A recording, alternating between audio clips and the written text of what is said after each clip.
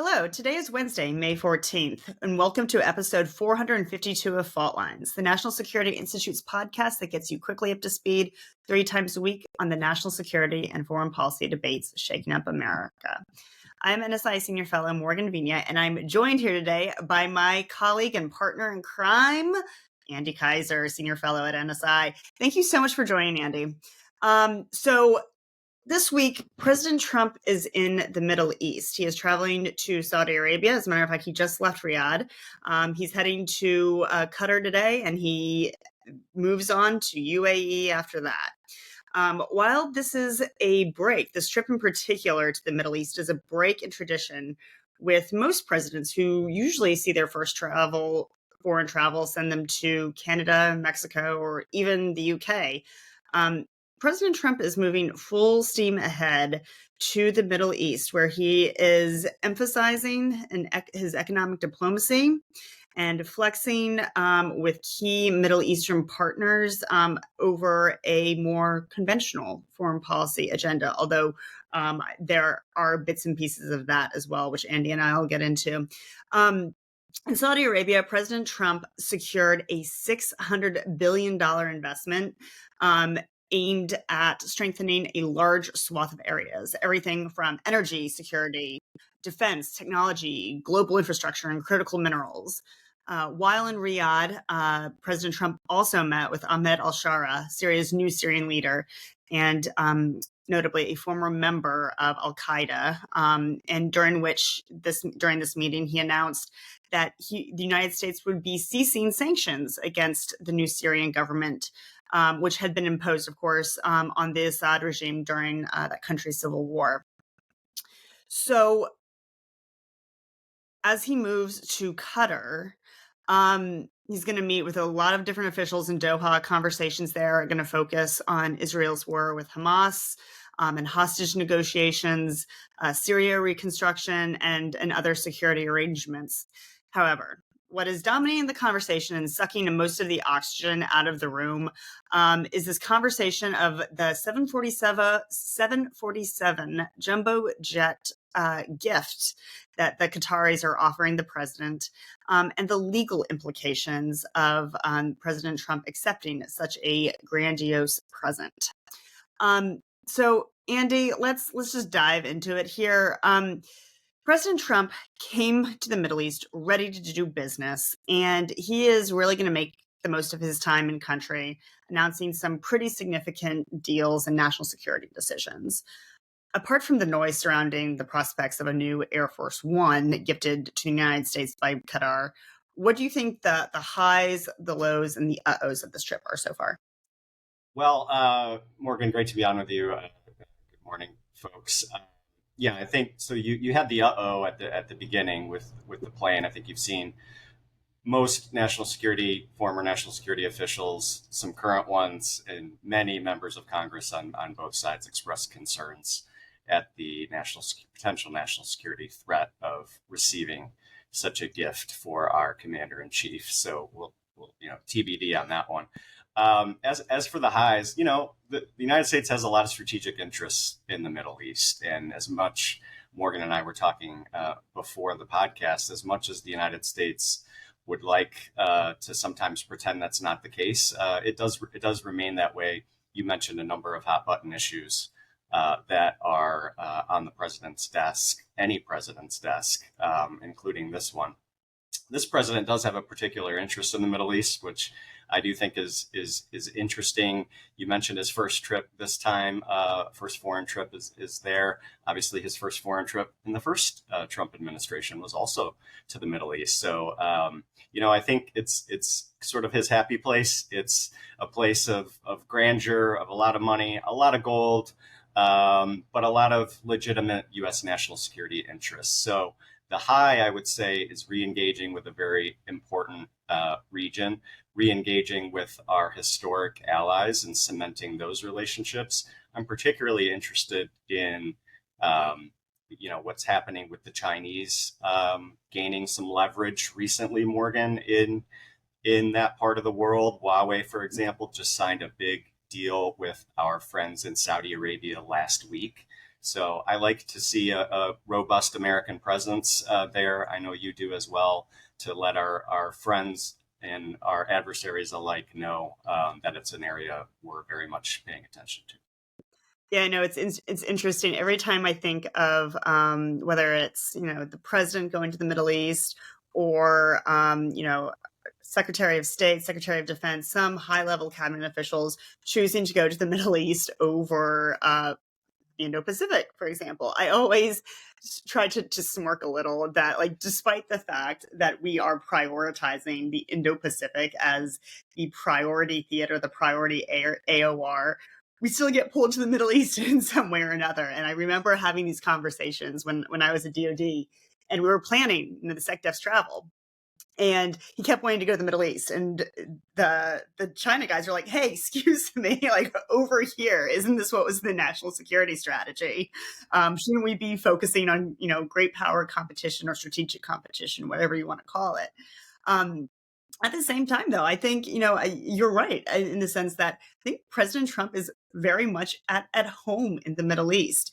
I think, in many ways, he has these pre-existing relationships with a lot of these countries through in his prior life as a businessman. I mean, frankly, I think, once a businessman, always a businessman. And so, in many ways, I think he feels very much very comfortable talking to these leaders and making these deals. I'll be really interested to see, and President Trump actually brought this up yesterday in Riyadh.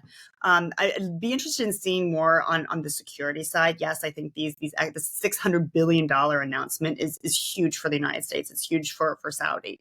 But at the same time, I personally, as obviously a national security professional, would love to have seen a more robust announcement when it comes to how the United States is going to engage with Iran and Israeli normalization between Riyadh and Jerusalem, and how we're looking forward to bringing these more hostages back from Gaza. On the Iran piece, and Andy, would love to get your thoughts on this. And I know I preach this all the time about it's all about deterrence, deterrence, deterrence. President Trump did come out and talk yesterday saying that Iran cannot have a nuclear weapon, and not only that, but Iran cannot continue its support for proxies in the region, which attack U.S. interests. That is actually a notable shift. I think Steve Witkoff initially had left that piece off when he went to go talk to the Iranians previously. And so I do mark that shift, which I think is a positive thing. At the same time, though, we must maintain maximum pressure on the regime. President Trump noted that window of engagement is closing. I'm skeptical that window should have ever been opened to begin with. I don't think the Iranians are to be trusted.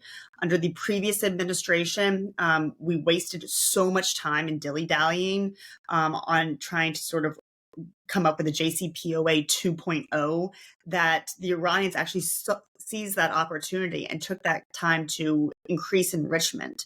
And so now I think the Iranians are much farther ahead than they were during the previous Trump term.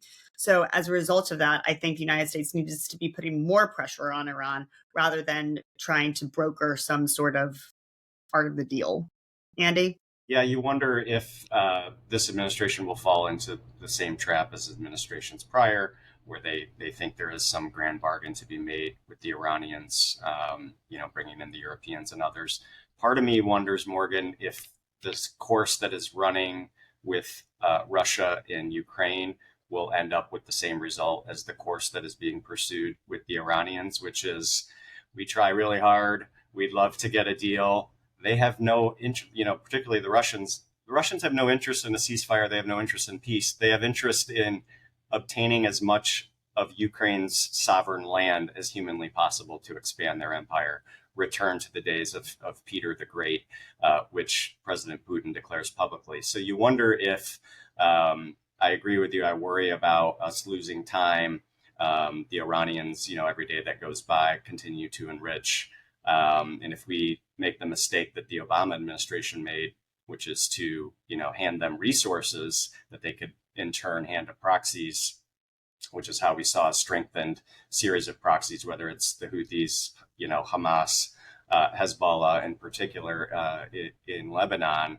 That would be a catastrophic mistake. Fortunately, that has not been mentioned, at least that I've seen yet, but it's something to keep a close eye on for sure.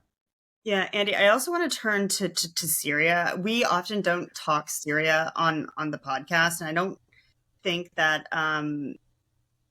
given everything else that's going on in the Middle East right now, Syria has actually captured enough attention, and particularly the implications for U.S. national security. And I know, I'm sorry, Kelly, I'm sorry, our audience, this is going to be a long one because Andy and I are really going to get into it because we're going to nerd out on these issues. But I really want to sort of focus on Syria for a hot second and really ask you here, should we be letting up pressure on the new Syrian regime? Can they be trusted? I mean, this leader, he's former Al Qaeda. Like, what is the benefit here, in your mind, to President Trump removing these sanctions?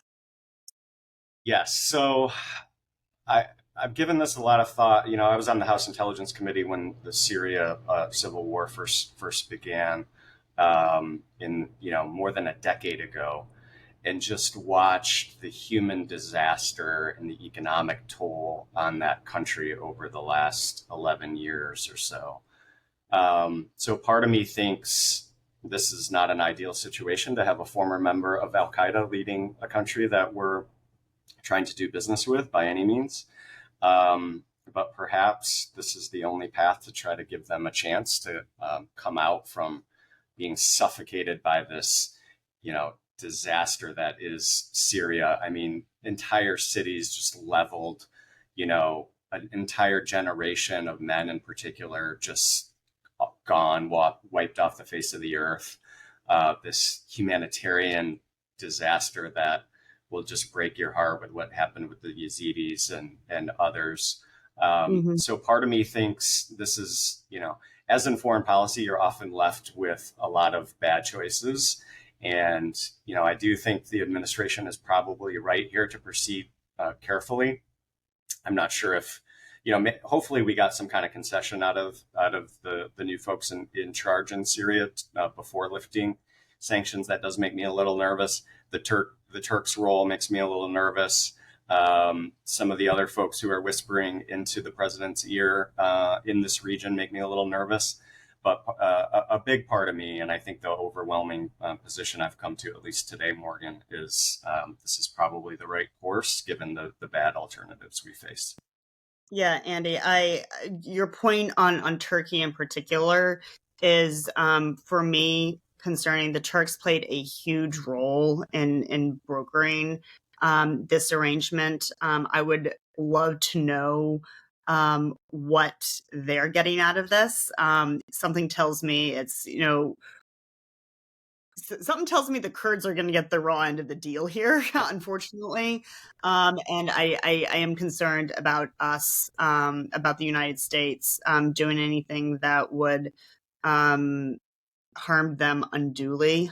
So it's definitely something that I think we need to consider, and particularly when dealing with the Turks, we need to keep a very sort of clear-eyed approach here, because the Turks, Erdogan, he's not, he's an autocratic leader, right? At the end of the day, he's an autocrat. He has supported Hamas. He's called Israel a terrorist state. We need to be very, very cautious about dealing with Turkey and any arrangement that they want to broker. And again, be very clear-eyed as to what the implications are there. So with that, Kelly, I'm sorry. I know we've gone on far too long, but I appreciate your indulgence. That is a wrap for today, y'all. Thanks so much to Kelly Crowley, Taylor Lane, Claude Jennings, and the NSI staff for their help in producing today's episode. Join us on Friday, May 16th, for another episode of Fault Lines, the National Security Institute's podcast that gets you smart fast on the national security and foreign policy debates shaking up America. Fault Lines is now on YouTube, so check out our channel to see me and Andy. If you like what you heard or saw, be sure to rate, review, and subscribe.